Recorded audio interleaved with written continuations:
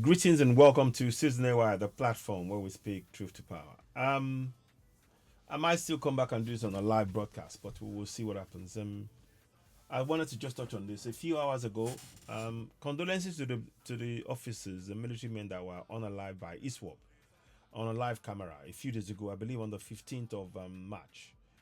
So far, I don't think we've had anything from the military about that, and they should really tell us more about it. And the families of those young men should be contacted. They should be remembered. They should be honored. And no funds, all the funds that belong to them should be made available immediately as a matter of urgency. Because they've lost a loved one that gave their all for a country. Now there are questions one has to ask of the system when the system is allowing ragtag teams of insurgents to cause so much havoc, and to what end is that? That's the question one has to begin to ask. Um, Making comparisons with Burkina Faso, Mali, and Niger, what they've done is to have been able to cut off the oxygen that the insurgents breathe. The oxygens breathe the oxygen of support from the colonials, i.e., weapons, i.e., the NGOs.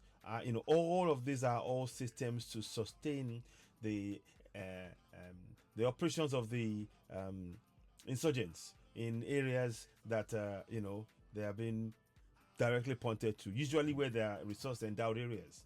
They're getting that support. If you starve them of those funds, of those food, or those equipment, they will be they will be neutralized, and that's what's happening in Burkina Faso, in Mali, and Niger. Before, um, Niger had barely 40% control of the territory. Now they have over 70% control of the territory. 70%. That is very, very important. Let me. I just wanted to just state that. Um, the case with us in Nigeria is this idea of, oh, we're doing this, we're doing that, and that's fine. There's been no consistent plan whereby it will be swung into action and immediately neutralize the insurgents, whatever name they call themselves, ISWAP or whatever. Um, there is no clear plan in that way as far as the military is concerned, and I believe that President Tinubu should look into that. If we are not secure as a nation, we cannot build any industries. If our borders are not secure, forget building any industry, because to build industries, you need stability. You cannot build industries in situations where there's perpetual insurgents coming in and destroying and disrupting the momentum of whatever has been done. Both the people, and the government, in fact, the whole structure will not stand. It will not stand. Let me pause. I'll read this quickly. So, breaking ISWAP overruns Nigerian military base. This is courtesy of Sarah reporters. In Borno, kills several officers, including brigade commander and other. How does this get to happen? How? You know. So, like I said, it's March 25th. However, the intelligence from a surveillance dawn indicated visible fire around the base, and several troops were retreating towards Sabongari, suggesting that the base may have been overrun by insurgents. That's a state of emergency right there. If the base has been overrun by insurgents, that is a security threat to not only that area, the state, in fact, the nation.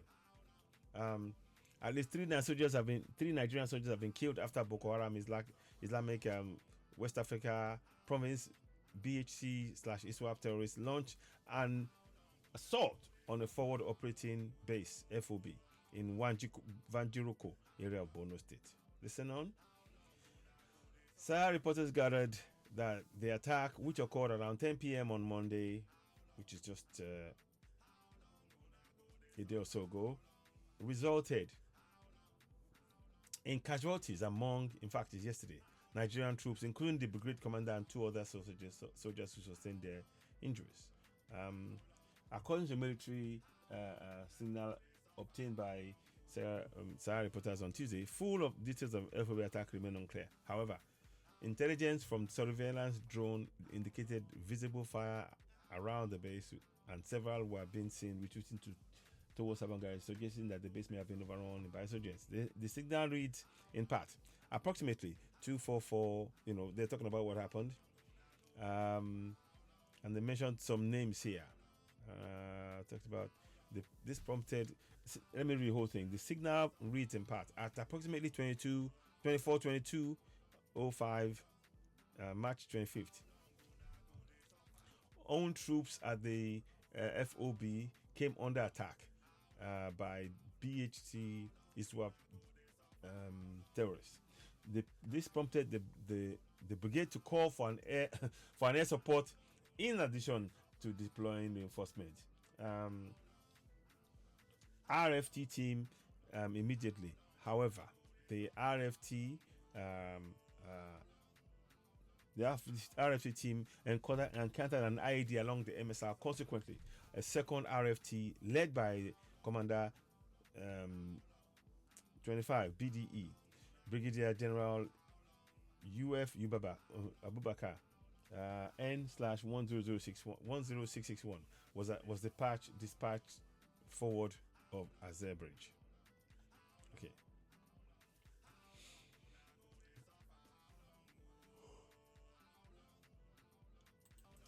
So as stated, at approximately 00:45 on 25th of March, whilst the second RFT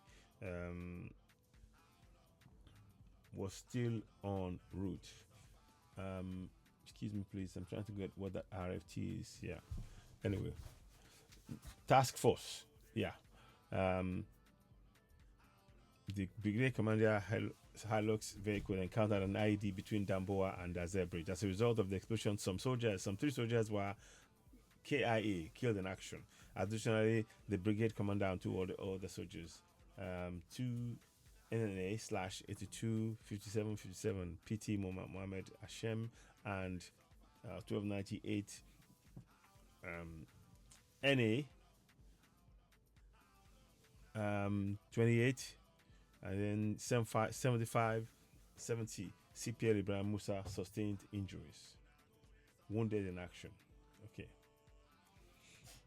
Details of the attack on FOB remain sketchy. However, the Phantom pilot observing the fire around FOB said and saw scores of soldiers running towards Savangari, suggesting that the FOB may have been dislodged.